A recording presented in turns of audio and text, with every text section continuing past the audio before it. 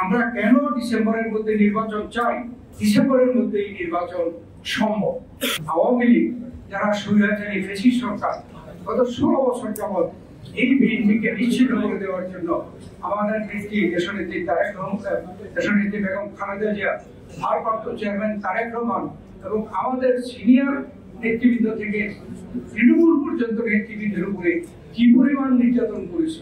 বেগম খালেদা জিয়াকে একটি বানর মামলায় কারাগারে প্রেরণ করে তার স্বাস্থ্য পরীক্ষা এবং চিকিৎসার ব্যাপারে গাফিলতি করিয়ে তাকে কি পরিমাণ অসুস্থ করেছেন, তিনি বিদেশে গিয়ে চিকিৎসা নিয়ে আসতে হয়েছে।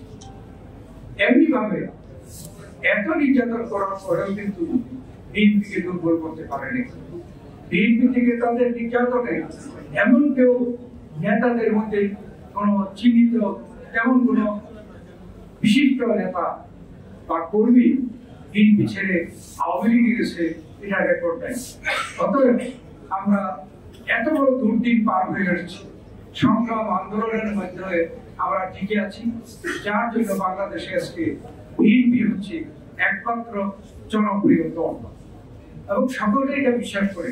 সরকার যারা চালাচ্ছেন আমাদের কাছে প্রাইভেটলি বলেন যে ডিসেম্বরে ইলেকশন হলেও তো বিএনপি 2/3 মেজরিটিতে সরকার গঠন করবে, আর জুন মাসে হলেও তো তাই করবে।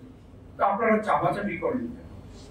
আমরা কিছুদিন আগে প্রধান উপদেষ্টার আমন্ত্রণে আমরা গিয়েছিলাম এবং আমি সেখানে উপস্থিত ছিলাম। সিনিয়র হিসেবে আমার নেতৃত্বে আমাদের প্রতিনিধি দল গিয়েছিল। আমরা এই বিষয়ে আলাপ আলোচনা করছি। আমরা কেন ডিসেম্বরের মধ্যে নির্বাচন চাই এই ব্যাপারে আমরা ব্যাখ্যা দিয়েছি।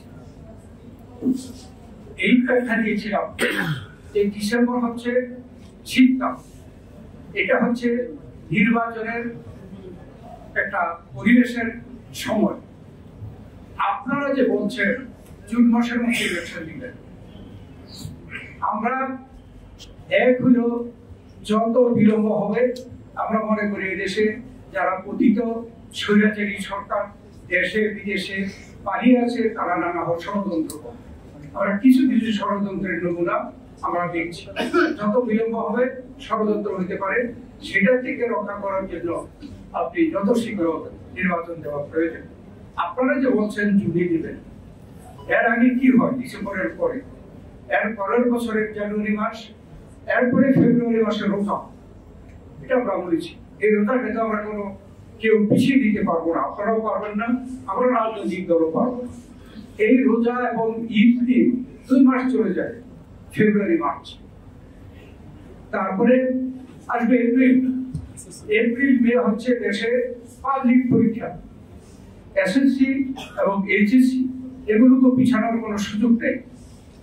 আর এসএসসি এইচএসসি যে স্কুল কলেজ সেন্টার হয় সেগুলিতে কিন্তু ভোটের সেন্টার হয়। তো আপনারা তো এপ্রিল মে ইলেকশন করতেই পারবেন না। আর জুন মাসে পুরোপুরি বর্ষাকাল চলে আসে। এবার তো দেখলাম এই মাসে কি পরিমাণ ঘন বৃষ্টি এবং সারা দেশের বন্যা অবস্থা। এই সময় তো নির্বাচনের সময়, তাই আমরা মনে করি যে ডিসেম্বরের মধ্যেই নির্বাচন সম্ভব এবং আমরা দাবি করেছি যে আপনি ডিসেম্বরের মধ্যে যেদিন সুইটেবল মনে করেন আপনারা ঠিক ঘোষণা করেন। আর এটাও বলেছি যে যখন নির্বাচনের এই ঘোষণা হবে তখন রাজনৈতিক দলগুলো, এদেশের জনগণ নির্বাচনমুখী হয়ে যাবে এবং তখন এই ছোটখাটো ষড়যন্ত্র ওই জনগণই মোকাবেলা করবে। এবং এটা এই সরকার যেহেতু অন্তর্বর্তীকালীন সরকার, আপনারাও বলেন না আপনারা অনির্দিষ্টকালের জন্য থাকবেন, আপনারা একটা সময় পর্যন্ত বিদায় নিতে হবে, তারা ওইটা স্বীকার করে হ্যাঁ বিদায় নিতে হবে। আমরা মনে করি ডিসেম্বরের মধ্যে নির্বাচন দিলে আপনার সম্মানের সাথে একটি নির্বাচিত সরকারের কাছে ক্ষমতা দিয়ে আপনারা বিদায় নিতে পারেন।